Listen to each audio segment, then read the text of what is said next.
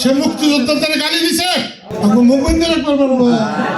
এখন থেকেই আমরা বাড়িতে বহু, এখন থেকে আমি তারেক রহমানের রিঅ্যাকশন করতে চাইতে পারি, কিন্তু আহমদ আজম না। আহমদ আজম পাকিস্তানি হানাদারদের চাইতেও খারাপ। সে মুক্তিযোদ্ধাদের গালি দিছে, সে মুক্তিযোদ্ধা বলে বাতেনের মুক্তিযোদ্ধা। এই এলাকার বাতেনের বস ছিল না, সে বাতেনের মুক্তিযোদ্ধা।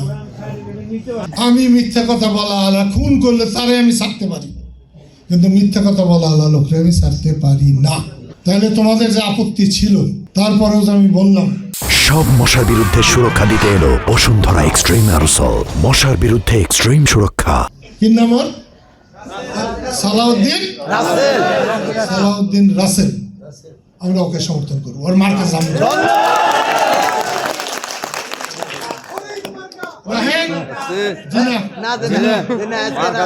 একটা বক্তাও ভোটের কথা কয় নাই। আমার এই জন্য বলতে হইল যে আমরা একজনের পক্ষ, শুধু সেই জন্য ভোট চাবো 21 তারিখের পর। এমনি আমরা যেখানে সেখানে যাবো, এখন থেকে যে বাড়িতে বাড়িতে না কমুল না, কি আবার এখন থেকেই আমরা বাড়িতে কমু, এখন থেকে। এটা কি ভালো হইলো না খারাপ হইলো? ইফতার বাড়ি করার যায় না,